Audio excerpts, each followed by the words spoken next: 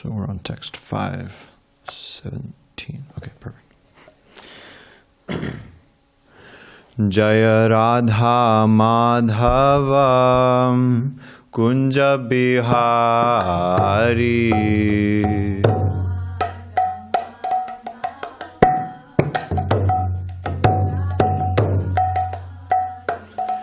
Jaya Radha Madhava Kunja Bihari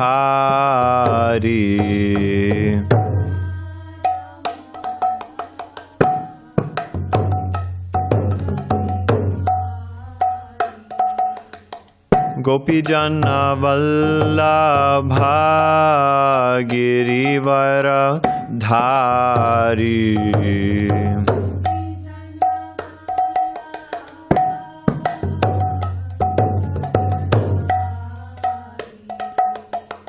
Gopijana Vallabha Girivara Dhari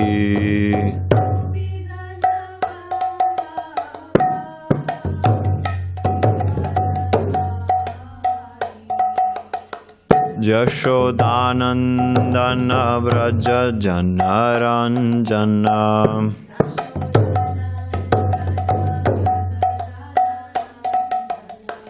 Yashodanandana Vraja Janaranjana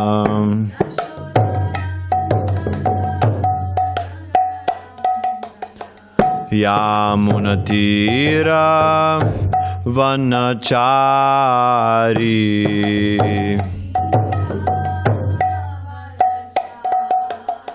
Yamunatira Vanachari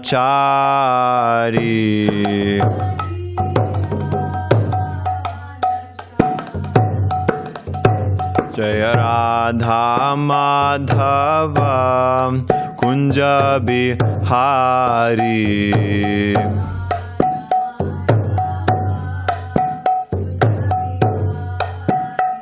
Jaya Radha Madhava Kunja Bihari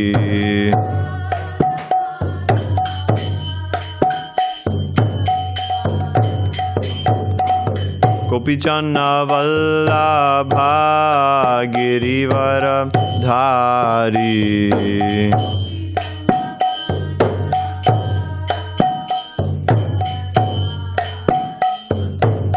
Gopijana Vallabha Girivara Dhari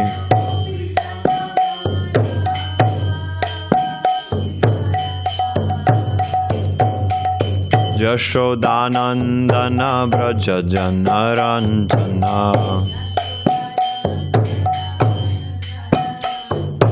Yashodanandana Vraja Janaranjana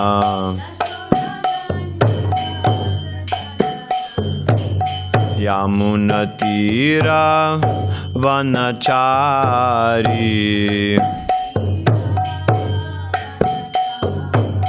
Yamunatira Vanachari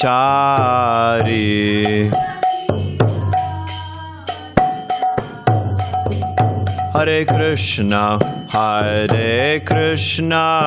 Krishna Krishna Hare Hare Hare Rama Rama Rama Hare Hare Hare Krishna Krishna Krishna Hare Hare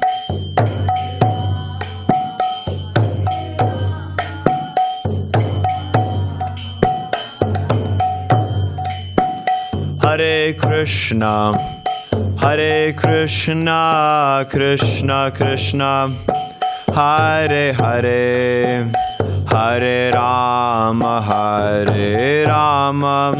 Rama Rama Hare Hare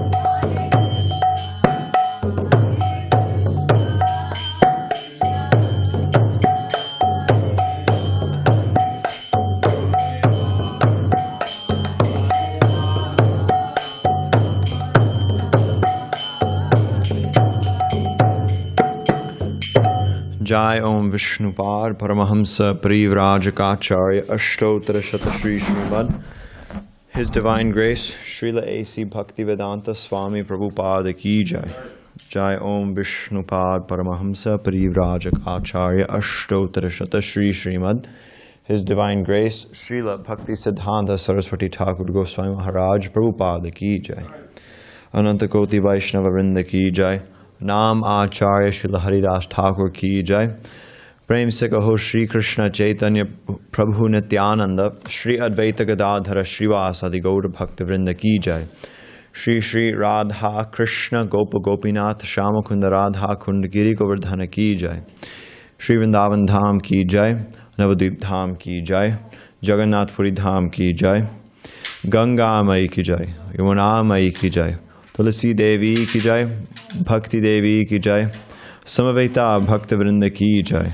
All glories to the assembled devotees. Hare Krishna. All glories to the assembled devotees. Hare Krishna. All glories to the assembled devotees. Hare Krishna. All glories to Sri Sri Guru and Sri Gauranga. All glories to Srila Prabhupada.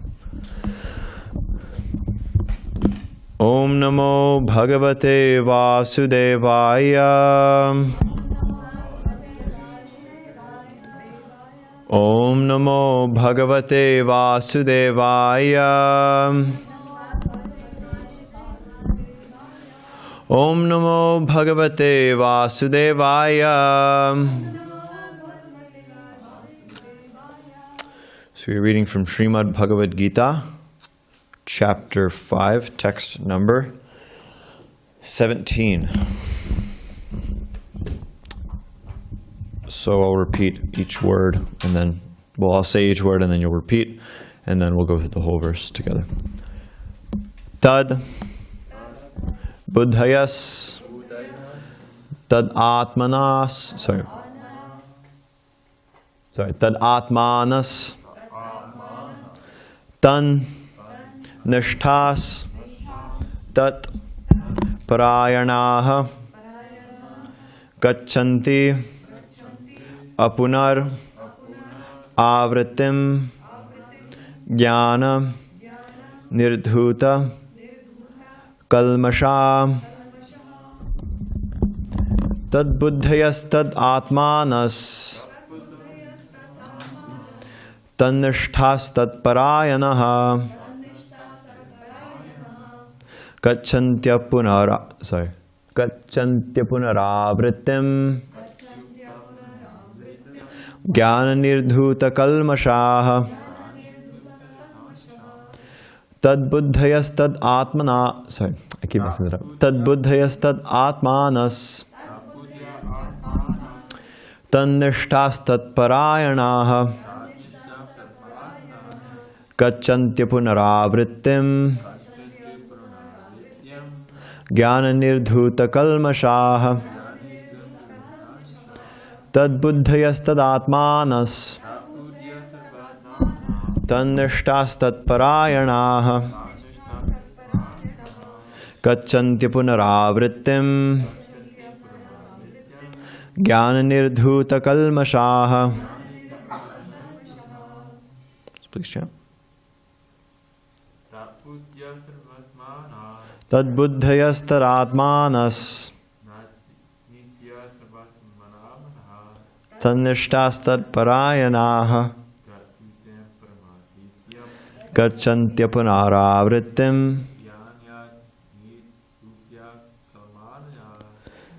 nirdhuta kalmashaha. Would you like to try? Sure. I'm not sure which one are we on. Sorry, chapter 5, text 17. Text 17. Yeah.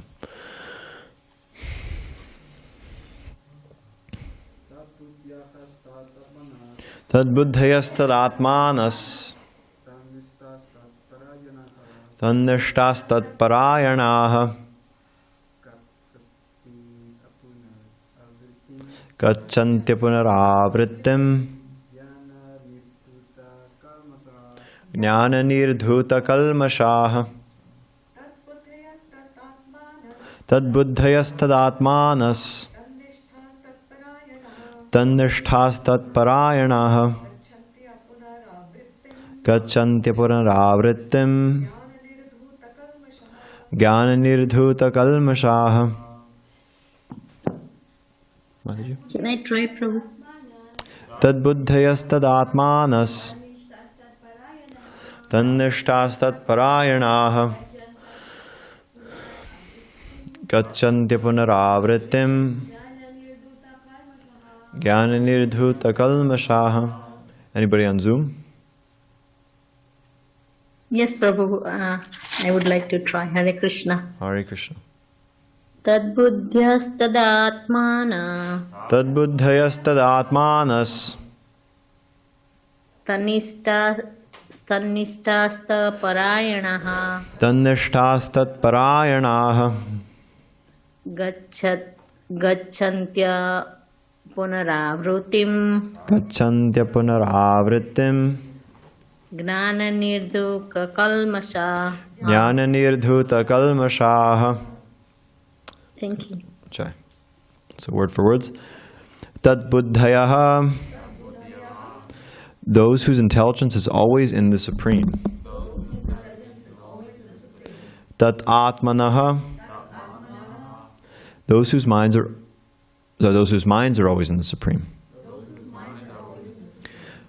Tat nishtaha. Those whose faith is only meant for the Supreme. Tat parayanaha. Who have completely taken shelter of Him. Gachanti. Go. Apuna avrittim. To liberation. Jnana. By knowledge. Nirdhuta. Cleansed. Kalmashaha. Misgivings. Translation and purport by His Divine Grace A.C. Bhaktivedanta Swami Prabhupada.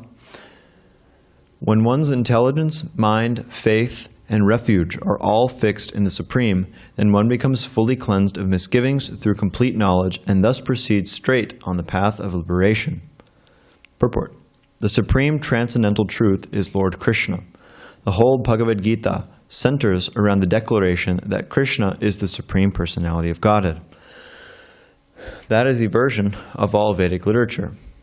Paratattva means the Supreme Reality, who is understood by the knowers of the Supreme as Brahman, Paramatma, and Bhagavan. Bhagavan, or the Supreme Personality of Godhead, is the last word in the Absolute. There is nothing more than that. The Lord says, Mattaf parataram nanyat kinchirasti dhananjayaha. Impersonal Brahman is also supported by Krishna. Brahmano hi pratishtaham. Therefore, in all ways, Krishna is the Supreme Reality.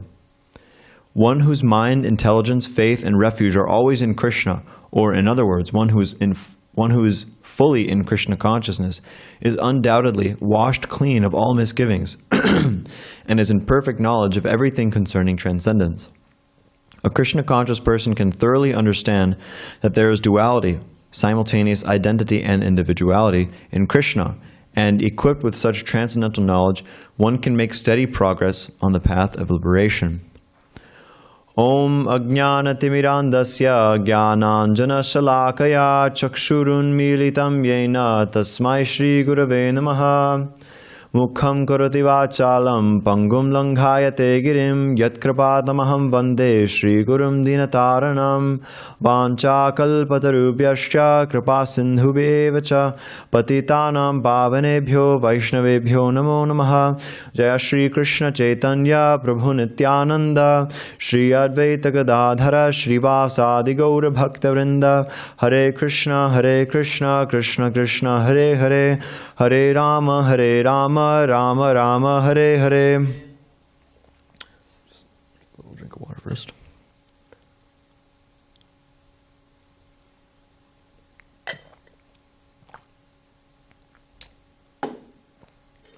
So Krishna consciousness, the process of Krishna consciousness, is a matter of, like it's mentioning in this verse, to turn our intelligence, to turn our mind, to turn our faith and our refuge from the material energy to the spiritual energy.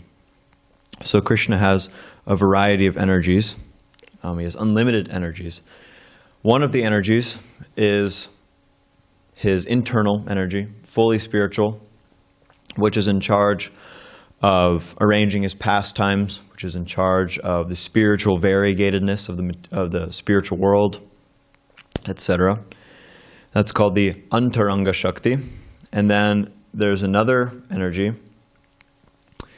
And these are kind of general divisions of Krishna's energies. In between, they're not like hard categories. There's you could say there's nuance or variation even within these. And then there's the Tatastha Shakti, which is the living entities. And I'll elaborate a little further on that. And then there is Krishna's Bahiranga Shakti, which is the material energy, which is in charge of the material world, the activities of the material world, the three modes of material nature, etc. So Krishna, he's, like Prabhupada says in the first line of the purport, Prabhupada does this a lot in his purports actually. There's a lot of, somebody could go through and compile, there's like a lot of like really kind of like hard-hitting first lines of Srila Prabhupada's purports, and I think this is one of them. The supreme transcendental truth is Lord Krishna, period. So, yes, Srila Prabhupada's an amazing writer, but that aside, Krishna's transcendental. He's supreme, he's transcendental, meaning he's in charge of all of these energies. He can manipulate these energies in any way that he wants. He can make the spiritual energy, for instance, appear material, like he does in his pastimes in Vrindavan. Where's that? There's a picture in here. Yeah, that picture right there, you can see Krishna's running toward his mother, Mother Yashoda, in Vrindavan. And he has a genuine relationship of parental affection with Mother Yashoda, with Nanda Maharaj, which one could say is not really becoming of the supreme transcendental truth, that he subjects himself to the will, to the desires, to the instruction, chastisement even sometimes, of anybody else. So, but this is a arrangement of Krishna's spiritual energy to facilitate relationships with his devotees, which is what ultimately Krishna wants the most, is relationships, loving relationships with his devotees. So, so like I mentioned, there is an energy called the Tatastha Shakti, which means the marginal energy. The Tatastha Shakti is us, the souls, the various innumerable living entities which are existing in the spiritual world, which are existing in the material world, which are existing in, these different states. So the reason that it's called marginal, you can think of it like there's the analogy that's given of like a beach. You have the ocean, and you have the sand, but there's a part of the sand where it's always wet. The ocean's always going over it. So that part of the sand, sometimes it's covered, meaning sometimes it's under the ocean, and sometimes it's uncovered, meaning it's part of the shore. So the living entities are the same way, that sometimes there's the tendency for the living entity, or at least the possibility for the living entity, to become covered by the material energy of Krishna. And sometimes, and naturally, the living entity comes under the control of the spiritual energy, Krishna's Antaranga Shakti. And so we describe these generally as one who, like for example, one who's in the spiritual energy, we describe them as Siddha, meaning perfect. And we describe a living entity who's covered by the material energy as Baddha, or covered. So the idea is that the living entities within this world are Nitya Baddha. And for those who know or are familiar with Sanskrit terms, Nitya means, Saul, do you know what Nitya means? Nitya means eternal. Eternal or eternally in this case. That the living entities in this world, they're eternally conditioned. Now, one might say, well, that sounds a little weird, eternally conditioned. Because we hear Srila Prabhupada's purports that we used to be with Krishna. So how does that work? The idea is that it's practically eternal. It's not exactly eternal in the sense that we started out in the material world and we've been in the material world eternally. But that we've been in the material world for so long, through so many births, over and over and over and over and over again, countless different bodies, that it's practically eternal. That to try to trace out our beginning in the material world would be extremely difficult, near impossible. So that's the case with the souls in this world, that we've been in this world for a very, very long time. That's the understanding. And so Krishna says in the Bhagavad Gita, it's actually the last verse of this chapter, Krishna says, or sorry, no, it's not the last verse of this chapter, that's a different verse. But Krishna says, Bahunam janmanam ante jnanavam mam prapadyante Vasudevaha sarvamiti samahatma sudurlabha. So Krishna says, so Bahunam janmanam means after many, many, many, many births. Ante means after. Bahunam janmanam ante jnanavam mam prapadyante. That one who's in knowledge, after many, many births, one who's in knowledge surrenders unto me, submits themselves to me. Or at least you could say inquires about me. And then Vasudeva Saramiti Samahatma Sudurlabha. That such a person sees everything as Vasudev. And then that'll be elaborated on in the next verse, and I guess in the verse after that if we get to it. Sees everything as Krishna, or in relation to Krishna. And then he says, Samahatma Sudurlabha, that such a Mahatma, a great soul, is very rare. It's very difficult to find such a great soul. Because the tendency, in our experience, just practically in this world, is that people are very, very, very, very attached to their material situations, whether they're good or bad. We see there's so many extremely rich people, and they're just so completely attached to their possessions, to their position in the material world. I heard one story that there was a woman, she was extremely rich, I forgot exactly who she was, but she had a dog, and she didn't want any of her family to get her wealth. So what she did is she signed everything off in her will to her dog. I don't know how that played out. I don't know the logistics of that. But anyway, that's the idea. And Srila Prabhupada cites often that Srila Prabhupada, in his life as a householder, he was a pharmacist. So he recalls seeing one man in his town who, he was about to die, but he was begging the doctors. He was practically on his deathbed. He was just completely sick, and his body was completely useless. But on his deathbed, he was begging his doctor, "Could you please just give me 4 more years?" So people, they're so attached. They just keep wanting to put it off. Put off this idea of death. Just set it aside. And that's also the idea behind science now, is that we can't conquer death, so we'll just put it aside. Don't think about it. Srila Prabhupada says. So that's the nature of the people in this world. They live as if they're not going to die. This is stated in the Srimad Bhagavatam. Parikshit Maharaj is asked, let's see, is it Parikshit Maharaj? I'm forgetting exactly who it is, but the question is posed, what's the most amazing thing? What's the most amazing thing which can be observed in this world? And the answer is that thousands of people are dying.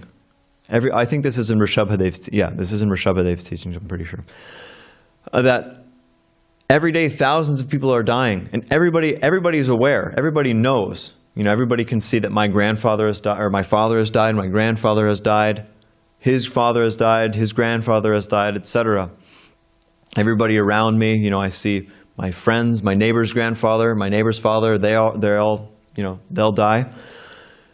So people they're seeing that everybody around them is dying, but still they live as if they're not going to die. And, somebody might argue, well, I know I'm going to die, but while I'm here, I may as well live it up. I may as well just enjoy my senses, enjoy what I've got while I've got it. But really, people may say that, they may have some kind of theoretical understanding that they're going to die, but they haven't really accepted it, because practically we see that when they do die, they don't want to. They're not ready to give these things up. It's not that you can just enjoy and then, or people like to present it as if, well, I'll just enjoy while I'm in this situation, and then, I'll just give it up. I know I'm going to die. I'll just give it up when I die. But then we see that that's not the case, and people are completely disturbed. They're thinking about what's going to happen to my wife, what's going to happen to my children, what's going to happen to my property, what's going to happen to this, what's going to happen to that. And like this, at the time of death, they're completely bewildered. And then Krishna says that whatever one thinks of at the time of death, that they will attain. And so their future is just miserable, just completely miserable, because what are they thinking of? They're thinking of all their material attachments. They're thinking of all those things that they don't want to give up. And so Srila Prabhupada, when the devotees, for those who don't know, George Harrison, the member of the Beatles, he donated a very big property to us in Britain, now called Bhaktivedanta Manor. It's a very nice, like a mansion, and with a lot of land around. So he donated it to us. And there was some reports that it was haunted, that there was something going on there. So Srila Prabhupada said that, George Harrison has donated us this property, but the previous owner, he was so attached to it that he never left. He was so attached that he's taken a ghostly body inside his old home.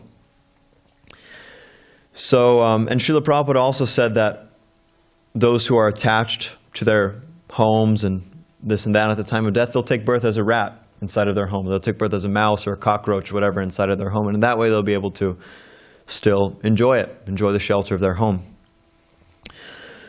So like this, the future of those who don't have any knowledge of Krishna consciousness, it's very dark, actually. It's nothing desirable. It's nothing that we should aspire for, even in this life. What to speak of the next life? Even in this life, those whose minds are fully engrossed in indulging the material attachments, they're miserable, because if you base your happiness on conditions, what's the nature of conditions? The nature of conditions is that they change.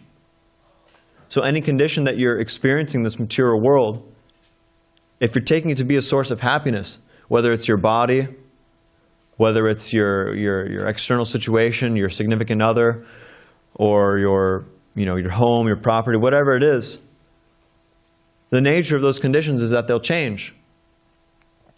People's bodies, people are attached to their bodies. What bigger attachment do people have than their bodies? But we see that even people's bodies, they just give out on them. One of my family friends recently he was like 40 years old. He just got married. He got married. He had his wedding and everything, just married his wife. And then he was going to go to Europe to have a second wedding with his family there. And when he got to Europe, and one day he just dropped dead. Just randomly, completely random. So, even people's bodies, it can't be trusted as a source of happiness. Because this body, and anything in this material world, is one, it's always subject to change. One, it's always first of all, it's always changing. It's guaranteed that it will change. There's no condition in this material world. You can pose a challenge to the materialist. Find me a condition in this material world which will not change. And nobody can find it. So the Srimad Bhagavatam says, Matirna Krishna Paratasvatobha. What's the next line? Mito bipadyeta grahavratanam I don't think I'll remember it. Adanta go beer, something Thamisram. Yeah, punash. Yeah, thank you. Punash charvata charvananam. So this is the nature of those who are living in material consciousness, is that whether it's by their own thoughtfulness or whether it's by the instruction of others, they just won't be able to accept that their enjoyment is fallible and that they're in a dangerous condition of life, because they've made this griha vrata. They've made this intense vow. Vrata means vow or determination. They've made this intense vow that I'm going to enjoy in this material world. I'm going to make a stake for myself in this material world. But because of this mentality, they're just thrown into this hellish existence of just chewing the chewed over and over again. Like if somebody has like in India, they eat sugar cane. I don't know if anybody's had the experience of eating sugar cane. Arjun probably has, and the others in the crowd who are from India or have been to India. So when you chew sugar cane, you take a little piece of sugar cane, you chew it in your mouth, and this nice juice comes out. It's very sweet. It's very nice. Sometimes, yeah, it's very nice and sweet. But then eventually, you're just chewing the fibrous kind of sugar cane stuff. There's no juice left. So you can imagine if somebody was just chewing a piece of sugar cane which has already been chewed. There's no juice left, but they're just chewing it over and over again, thinking that they're going to get some juice. What would you call such a person? You'd call such a person insane.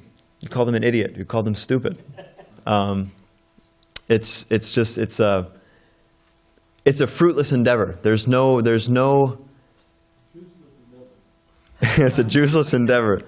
There's no possibility of any enjoyment. There's no possibility of any enjoyment, but still they're trying to eke out some little drop, and if they find even just like the residue of what's left over from the juice that was in there, they think, yes, I found it. I am very happy. But when one, like it's saying in this verse, when one turns their intelligence, when one turns their mind, their faith, and their refuge to Krishna, then they find real happiness. They find serious, profound, eternal happiness. Because Krishna, one thing, just practically speaking, Krishna doesn't change. Krishna is always there. Krishna is within your heart. Krishna is within the heart of all the other living entities. Krishna is here, Krishna is there, Krishna is everywhere. Everything, in one sense, is Krishna. Now, there's certain, you could say, caveats to that. It's not that you can just worship anything and say you're worshiping Krishna. But everything is related to Krishna. Everything is Krishna's energy. There's nothing in this world that has an existence separate from Krishna. And those who think that there is any kind of existence which is separate from Krishna, that is called Maya. That means that their intelligence is covered. So when one turns their intelligence toward Krishna, thinking, how can I best serve Krishna? What can I do for Krishna today? Or tries to study Shastra, tries to understand to the best of their ability Krishna's words, Krishna's instructions, Krishna's pastimes, Krishna's being. Then, like this verse says, all of their misgivings are fully cleansed. Shrindvatam Sukata Krishna Punya Shravana Kirtanam Hridyantesto Hyabadrani Vidunoti Suhritsatam. That one who hears the message of the Bhagavad Gita, one who hears the message of the Srimad Bhagavatam, one who hears Krishna's words, Krishna from within their heart, Nashtapraya Shrabhadreshu, he cleanses all of their misgivings, all of the abhadras, all of the inauspicious things within their heart, they're completely cleansed. There's another verse in the Srimad Bhagavatam, Pibantiye Bhagavata Atmana Satam Katamratam Shravanaputeshu Sambratam. Punantite Vishaya Vidushatashayam Vajanti Tat Charanasorodu Hantakam. That one who fills their ear holes Shravana puteshu means literally, it means hearing holes. One who fills their ears with the katamrita, with the nectar of sound vibration relating to Krishna, then their polluted aim of life, meaning their this grihavrata, like I was saying, this determination to enjoy the material world, that this is what I need to do and this is how I'll be happy. Gradually, this is cleansed, and then they proceed on the path toward Krishna's lotus feet. So just by hearing the message of the Srimad Bhagavatam, hearing the message of Srimad Bhagavad Gita, all of the inauspicious things within one's heart, they're completely thrown out, and one's desire becomes vyavasayatmika buddhir ekeha kurunandana, that one's desire becomes fixed fully on Krishna. That their soul, their refuge, their faith, their mind, they're completely fixed. They have one pointed intelligence. Krishna says, Bahushaka hyanantascha. I guess, yeah, that's line. Bahushaka hyanantascha. That the people, those who are not devotees of Krishna, those who have no knowledge of Krishna, their intelligence is many-branched. They can't focus on one thing. They're always thinking, they're always going here for sense gratification, there for sense gratification, up, down, whatever, north, west, east, south, every different direction. They're looking for sense gratification, looking for happiness in this material world. But because they can't find it, they're completely in anxiety. But the devotees of Krishna, they know that if I put my faith in Krishna, if I just take that trust, even if I have doubts, even if I have things that I'm not sure of, if I trust fall into the hands of Krishna, Krishna will pick me up, Krishna will catch me. And not only will Krishna catch me, but He'll lift me higher than I can ever even imagine, that I can even conceive of. We have, in our present material consciousness, we have no ability to conceive of the potential of the spirit soul. Krishna describes the spirit soul in the Bhagavad Gita as amazing. Why? Because it's amazing. Nobody can comprehend. With our polluted material intelligence, what can we understand about spiritual matters? We can't even ascertain what's going on the other side of this wall. Even in the material sphere, our intelligence is completely limited. So what to speak of understanding, truly understanding what Krishna is saying in the Bhagavad Gita, what Krishna means by come back to my abode. We don't really know exactly what that means. In one sense we do. We know of the activities that go on in the spiritual world, but we don't really know until we know. And how we know is by applying our intelligence, applying our mind, applying our faith, and applying our refuge, meaning taking full shelter of Krishna. Nothing else. Not that Krishna consciousness is just a hobby, not that Krishna consciousness is just something else I do when I have some time. But that Krishna consciousness is the purpose of my life. That Krishna consciousness is not just a philosophical fancy, that Krishna consciousness is reality. That Krishna is actually there, that I'm a spirit soul, that I have an eternal relationship with Krishna that I can go back to. This is Krishna consciousness. Tesham satadiyuktanam bhajatam priti purvakam. That we should have determination in Krishna consciousness. And if we have this determination, Tesham satadiyuktanam bhajatam priti purvakam dadami buddhiyogam tam yena mam upayantite. That by this determination, when Krishna sees that we're determined, yayataman prapadyante, Krishna, as we surrender to Krishna, Krishna will reciprocate with us. So if we have determination to go back home, back to Godhead in this one life, that Krishna, I don't want to come back here. I don't want to come back to the material world. I want to be with you. Then Krishna will reciprocate. Krishna gives you just look around the world, Krishna gives so much facility for ignorance. Think about all the facility that Krishna gives for the living entities to completely forget about Him.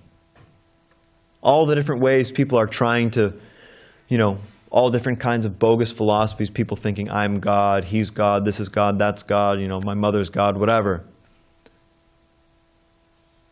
People thinking that there is no God, that everything just happened by chance, that all the laws of the universe, all the mass, all of the energy, everything appeared in a single moment from nothing, and then one day there was nothing, and then nothing banged, and then there was something. So people have all kinds of stupid ideas. So Krishna is giving so much facility for ignorance. So just imagine the facility that Krishna will give for real knowledge. Imagine the facility that Krishna will give for people to come back to him.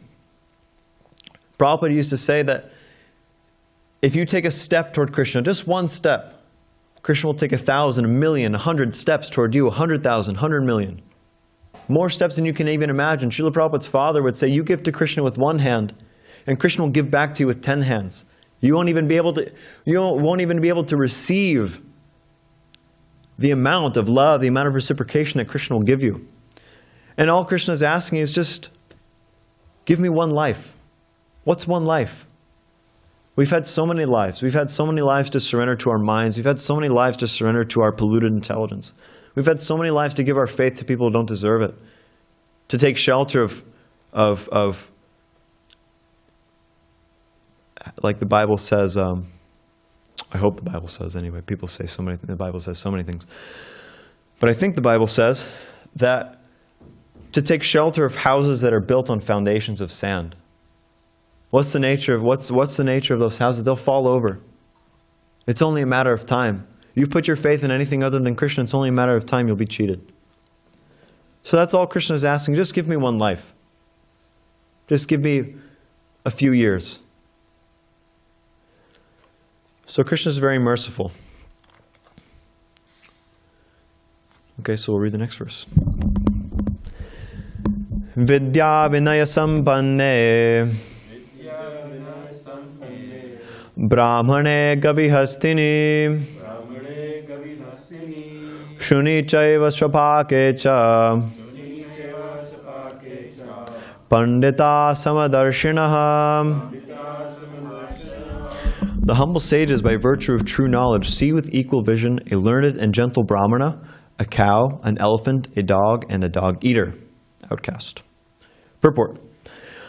A Krishna-conscious person does not make any distinction between species or castes. The brahmana and the outcast may be different from the social point of view, or a dog or a cow and an elephant may be different from the point of view of species, but these differences of body are meaningless from the viewpoint of a learned transcendentalist. Excuse me. This is due to their relationship to the Supreme. For the Supreme Lord, by his plenary portion as Paramatma, is present in everyone's heart. Such an understanding of the Supreme is real knowledge. As far as the bodies are concerned in different castes or different species of life, the Lord is equally kind to everyone because he treats every living being as a friend, yet maintains himself as Paramatma, regardless of the circumstances of the living entities. The Lord as Paramatma is present both in the outcast and in the Brahmana, although the body of a Brahmana and that of an outcast are not the same. The bodies are material productions of different modes of material nature, but the soul and the supersoul within the body... I lost my place. ...are of the same spiritual quality. The similarity in the quality of the soul and supersoul, however, does not make them equal in quantity, for the individual soul is present only in that particular body, whereas the Paramatma is present in each and every body. A Krishna-conscious person has full knowledge of this, and therefore he is truly learned and has equal vision. The similar characteristics of the soul and supersoul are that they are both conscious, eternal, and blissful. But the difference is that the individual soul is conscious within the limited jurisdiction of the body, whereas the supersoul is conscious of all bodies. The supersoul is present in all bodies without distinction. This is a very, very famous verse of the Bhagavad Gita. Those who have a practice of memorizing Bhagavad Gita shlokas, this is one of the first ones you'll learn. Very famous verse because it's very instructive. So one who's in Krishna consciousness is describing how they see the world. So one who has true knowledge means they see everybody or everything in relation to Krishna. So when they see a brahmana or a cow or an elephant or a dog or even a dog-eater, they don't see the external condition of the body. They understand that this is just a temporary situation. In the Srimad Bhagavatam, there's the narration of, it's getting late. There's the narration of Jadabharata. So Jadabharata, just briefly, 2 lives before he was Jadabharata, he was a great king, he ruled the world, Bharat Maharaj, and then after his time as king, he renounced the world, went to the forest, was engaging in Krishna consciousness, in intense spiritual practice. But then he saw a deer, which was, its mother had died. So this little fawn, he felt it was his duty to care for it, to see that it wasn't, killed or eaten by, whatever animal. So then he was taking care of this deer, but he got a little too attached. So when he left his body, he was thinking of the deer. And in his next life, he became a deer. But because he had made so much progress in spiritual life, he was still fully conscious within the deer's body. So then in his next life, he became Jadabharata. So Jada means something like dead. Means like dead or just like inert. So in his life as Jadabharata, he said, I'm not going to get involved. I'm not, this material world is too dangerous, too entangling, I'm just not going to get involved. So he acted from his very birth as if he was Jada, as if he was practically dead. He just wouldn't say anything, he wouldn't speak to anyone, he wouldn't really do much, just kind of like Jada, just kind of like waiting for his ticket to get called, so to speak. So, but one day he was walking along and he happened upon Maharaj Rahugana, who was the king of that area at that time, and it was needed. He was being carried on a palanquin, but they were missing one palanquin carrier, so the guards, they engaged Jadabharata. But since Jadabharata was a Mahabhagavat, he was a great devotee, as he was walking, carrying this palanquin, he was trying not to step on the ants. So he was, you could imagine he was kind of like moving like this, carrying the palanquin. And so Maharaj Rahugana chastised him. He says, "Are you low-class person, you unintelligent, you fool, you can't even walk straight." And he chastised him like anything. And so then for the first time in his life, Jadabharata, he spoke, and he spoke these amazing teachings. Just the first thing he was speaking about. He wasn't speaking about anything except enlightening Maharaj Rahugana. He had this special mercy on Maharaj Rahugana.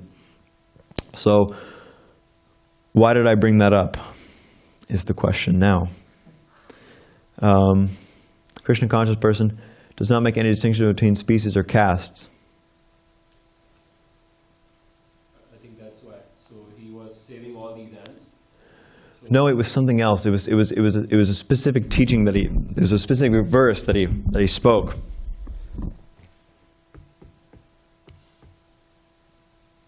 Can't believe it. I'm forgetting it. Just see the material mind. So anyway, I guess one lesson you could draw out from Jadabharata is that that's one thing, that he was trying not to step on the ants.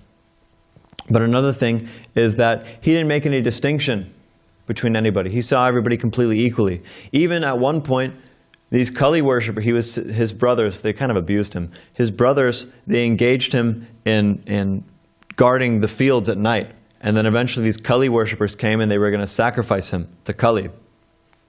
And then the story goes that Kali knew that he was a great devotee. So she actually came out of the deity and killed all the Kali worshippers there who were trying to kill him. But even then he was just detached. Didn't hold any enmity toward them, didn't hold anything against them, just detached. This was his mood. So he saw everybody equally. He saw everybody, as a spirit soul, as a servant of Krishna, just as he was. And so this is the nature of pure devotees, is that they don't make any distinction. It's not that because, for example, I wasn't born in India, I wasn't born in a Brahmana family. I was born in a family of meat eaters. I was born in a family of, etc. But that doesn't disqualify me or anybody else in a similar situation as me from speaking Krishna consciousness, which is the work of a Brahmana. There's a verse in, I want to say it's in the Skanda Purana or in the Padma Purana. Janmana jayate shudra, samskarat bhaved duja, veda pathad bhaved vipra, brahmajanatiti brahmanaha. That Janmana jayate shudra, that everybody in this world actually is born a shudra. Regardless of what you might say, everybody in this world is actually born a shudra, because when we're born we have no knowledge of anything. And then it goes through samskar bhaved, that one, by ceremony one can become twice born, by studying the Vedas one can become a Vipra. But then the last verse, who is a real Brahmana? Brahma janatiti Brahmana, that a real Brahmana is one who knows Brahma, one who knows Brahman, one who has knowledge of spirit. And that knowledge of spirit is given in the Bhagavad Gita. Krishna says, Mamai vamsho jiva loke, jiva bhuta sanatanaha, manashashtan indriyani prakritisthani karshati. Wow, it's getting late. So I'll just make this last point. That Krishna says that everybody in this world, all the living entities in this world, they're Mamai vamsha, meaning they're my expansions, they're they're parts of me, in a sense. So one who is in true knowledge, they don't see anybody as their material covering. The understanding is that we've been through so many bodies. I remember now why I quoted Jada Bharat. So Jada Bharat was saying to Maharaj Rahugana that you're so puffed up about your position as a king, but it may be that in my next life I'll be king and you'll be serving me. And it may be that in your last life, or that in your last life you were serving me. Basically, he was saying that all the conditions in this material world, whatever our position is, whether I'm a Brahmin in this life, or whether I'm a Shudra in the next life, or whether I'm a dog in my next life, or whether I'm a cow or whatever, our position in this material world is always changing. Why be so puffed up? Why be so attached that I'm this person, I'm that person, I'm this and that, and this, and I'm a Brahmin, I'm a Shudra, I'm a whatever? Why be so puffed up about it? These things are always changing. So one who's in Krishna consciousness knows this, that dehi nityam avadhyoyam, that there's this body, but then there's dehi, there's one who's in this body. And the thing in this body is nityam, it's eternal, and it's avadhya, it can't be killed by anyone or anything. But we see, dehinosmin yatha dehe kaumaram yovanam jara tatha dehantara praptir dhiras tatra namuhyati, that this body, from boyhood to youth to old age, and eventually to death, this body is always changing. But one who's sober, one who's dhira, they understand that I'm actually beyond all these changes. I have nothing to do with this body. I have nothing to do with the constituents of this body. That this body is completely separate from me. It's like oil and water, we don't mix. And so not only do they see themselves like that, but they see everybody like that. Samadarshanaha. That they see everybody equally. Not that I'm going to treat you differently because you're you're born in this country, that I'm going to treat you differently because you're born in this country or that country, you have this much knowledge or that much knowledge. But a person who's in knowledge, they treat everybody equally. Understanding that this person, this soul is a servant of Krishna naturally. Let me think how to engage them in the service of Krishna. Let me think how to impart knowledge unto them. Or if they're higher, if they're maybe superior in knowledge, and let me get this person's blessings. Let me see what knowledge I can get from this person. Let me see how I can please them. So like these distinctions between good and bad in this material world, they're useless. Completely useless. Rather, a person who's in knowledge, they see everything in relation to Krishna. They don't see that this thing is good, that this thing is bad. They say, this is Krishna's energy. And it's interacting in certain ways according to our previous activities. But it's not good or bad, it's just that's what it is. It's Krishna's energy, and it's in relation to Krishna. And everything that Krishna does in this world is perfect. And that it's meant to bring us closer to Him. And so if we can see our surroundings like that, if we can see the people that we interact with like that, then we'll be completely established in Krishna consciousness. And this is part of, like it's saying in the last verse, Surrendering one's intelligence to Krishna, fixing one's intelligence and mind on Krishna. Because like this, if we see the world, then we're always seeing Krishna. We're not seeing anything else. And this is Krishna consciousness. This is the definition of Krishna consciousness. So I'll stop there. It's a little late, but now we'll have kirtan. The curtains will open at 8:15 and we'll have some kirtan. So thank you very much. Hare Krishna.